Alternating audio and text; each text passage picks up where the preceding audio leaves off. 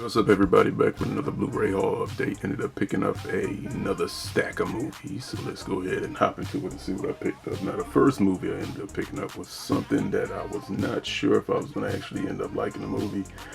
Heard some good things, heard some bad things, but overall I actually enjoyed this movie. I didn't think it was bad at all, so that actually surprised me. And some of the singing in it, they actually pulled off a good job. It was one song they had in it that kind of took me out of the moment of the story, but otherwise than that, I thought it was still an enjoyable movie. And that particular film, is, of course, is Aladdin.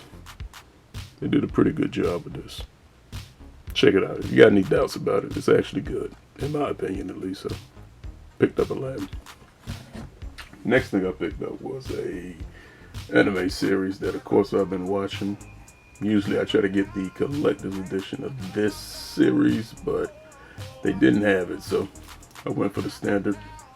Plus, it ends up being cheaper in the long run anyway, and that would be My Hero Academia Season 3 Part 2. I think the only thing that's actually extra that's collectible, that's in this edition at least, is that it comes with 3 exclusive art cards, so pick that up. Love me some Hero Academia. Next thing I picked up was what some people would consider a classic and a movie I have seen numerous times, but I actually do not own on Blu-ray. That surprised the hell out of me. So, saw this, saw the review for it, saw that the transfer for this 4K version of it is clean as hell, so I picked it up, and that would be Stand By Me. If you haven't seen Stand By Me, watch it. Seen that movie too many damn times. Next thing I picked up was a movie that I wanted to see after I saw the trailer. I did a reaction to it also, but I didn't go to the movies to go check it out. But I said, if I can find it, I'll buy it. A lot of stores didn't end up having it, but Best Buy had it. So I picked it up, and that would be The Dead Don't Die. Well, a lot of stores didn't have it on Blu-ray at least. Best Buy actually had it on Blu-ray, so picked up The Dead Don't Die. Next thing I picked up is a movie. I think I only have the one version of it, but I knew this was coming out. Didn't know the exact date, and I saw it and I said, yeah, I gotta pick this up. And that would be Apocalypse Now, the final cut. And this is the 40th anniversary edition. That's 6 disc. And this comes with every version of Apocalypse Now. The final cut, regular Apocalypse Now, Apocalypse Now Redux, and of course that Heart of Darkness. So ended up picking this up and wanting to get another version of it because, like I said, if I only have one version of it, I didn't have all of them, so I picked it up. I might do an unboxing for this particular one because this digipack is looking clean, so I might do an unboxing for that. We'll see. Let me know if you actually do want to see that. Next thing I picked up is a classic martial arts film that I saw. I saw it like once before and I liked it, so I said, if I can catch it on a good budget at least, pick it up. And that ended up being The Deadly Duo. Me personally, I like watching these old kung fu flicks, especially the Shaw Brother ones, so what can I say? Picked up The Deadly Duo. The next movie I ended up picking up was a movie that I didn't hear too much about, but I saw a review for it, so I said, hey, might as well. That movie is The Invitation. It's one of those Alamo Drafthouse films. The other Alamo Drafthouse film I saw was Spring. I really liked that movie, and this one actually has Logan Marshall Green in it, so said I'll check it out. It's supposed to be a horror movie. Dude goes to, I guess, his ex-wife's house for like a dinner party, and then something happens, so looking forward to this one. Should be a surprise. Didn't hear anything bad about this, so this should probably end up being pretty good. The next thing I picked up was a movie I caught on sale, which is actually a Takashi Miike film. I never saw it, but I said I'm willing to check it out. It is Takashi Miike, and that would be Over Your Dead Body. Death is Not the Last Act. This should be pretty interesting. It's a horror movie with a little twist to it from what I've been told. So we'll see if we end up liking Over Your Dead Body. Next thing I picked up was a movie I did not actually have in my collection. And I wanted to get it, so went ahead and picked it up. And that would be Thomas. And of course this stars Alton Yelchin. I wanted to check this out on Blu-ray at least. I know it's on a lot of streaming things. I believe it should still be on streaming, but I wanted to actually own this, so picked it up. I tried to get this, I think, from Dollar Tree one time, but they didn't have it, so had to find another source, so picked up Thomas. Now, supposedly from this one, the way it ends, it's supposed to be like they almost set it up for a sequel, but did not happen, so you had to watch me some Anton Yelchin and Thomas.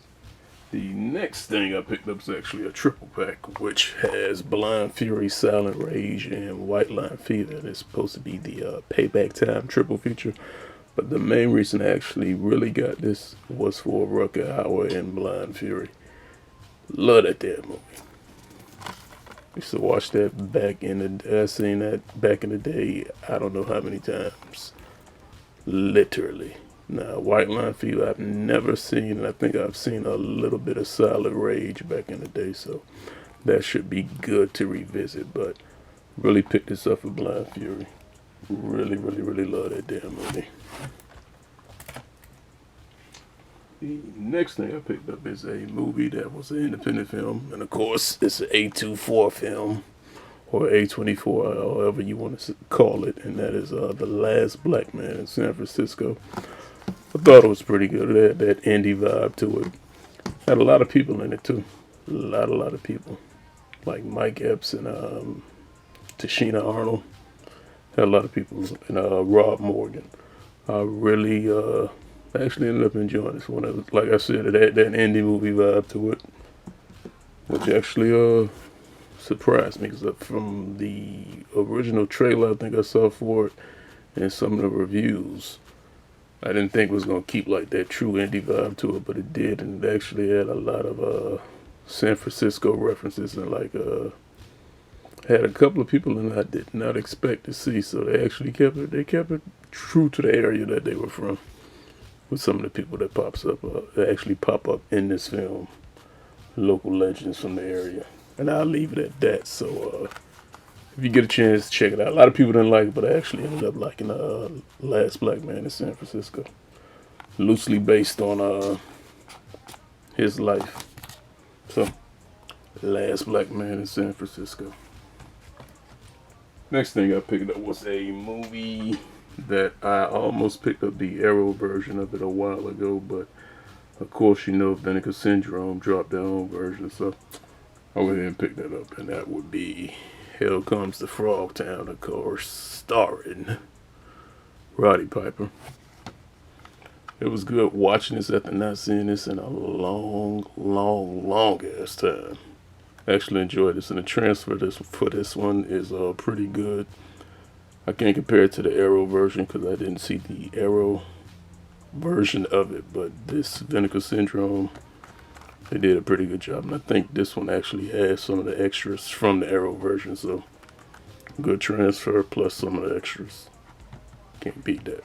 Hell Comes to Frogtown. Now the next movie I ended up picking up was a movie I saw in store, but they only had a DVD. So of course you know me, I had to go do some extra hunting around to go check it out to see if I can actually get it on Blu-ray. In my area, it didn't go down, so ended up ordering it online, and that would be Nightmare Cinema. Of course, it's supposed to be an anthology series, a couple of different scenes, different stories, kind of like Creepshow. I'm all over it. So, got a lot of directors in this, so we'll see if I end up liking this one. More than likely, I probably will. Nightmare Cinema. Of course, this movie I really actually ended up enjoying because it was very entertaining. especially with the plot for what it was. I did find it very entertaining. And that would be Ma with Octavia Spencer. Get Home Safe. This one actually surprised me. After watching this, I was like, damn, I should have went to the movies to go see this. But it was actually worth buying and watching. So I can see myself watching this again and again. So I will get my money's worth out of this. If you have not seen Ma, you like horror movies and like thrillers and stuff like that, check it out. It was actually worth it, especially to see Octavia Spencer play this character the way she played it. She did a good job, so check out Ma if you get a chance. Now, the next movie I got was something I had to get because I have the first two movies in a trilogy, which is The Offspring and The Woman. And of course, this is the third movie, and actually is directed by one of the stars of the other two movies. So I said, it's coming out, I'll pick it up. It's actually directed by Polly Ann McIntosh, who plays the woman in the movie The Woman, and she plays in The Offspring. So this one is called Darling. It's supposed to be the third film, and without ruining too much of the storyline, after what happens in the second film, you see what happens when one of the characters grows up, so we'll leave it at that. But looking forward to checking this out. See what this trilogy takes it. Very unique horror element to in this particular film. So picked up Darling. And now the last movie I picked up was something that I recently got a chance to see. I was like, damn, that was pretty damn bloody. And I like the kills on this specific film, so I said, I'm going to add that to the collection. So found it for a good enough price and ended up getting it, and that would be No One Lives. Now, as far as this movie goes, it has like some pretty decent kills in it that are pretty graphic, but that actually made me like the movie more because of the gore factor in this, and specifically how some of the people actually got killed in this movie and how it went down.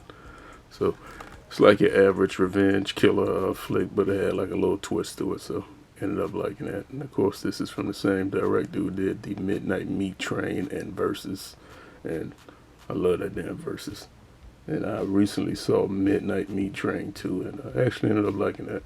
Had a little crazy little ending to it, but that made it even better. So I picked up this particular film, No One Lives. So your boy Luke Evans did a good job in this one playing the killer. So if you get a chance, check it out. Even if you got to stream it, check it out. That was a good movie. So that is pretty much everything I picked up this go round.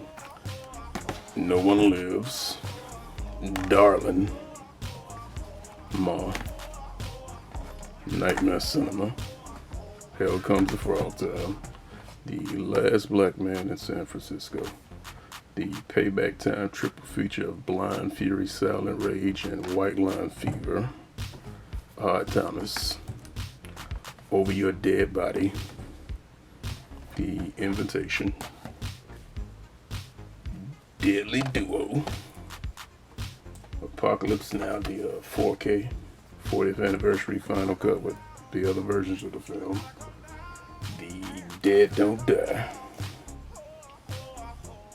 of course, Stand By Me, My Hero Academia Season 3 Part 2.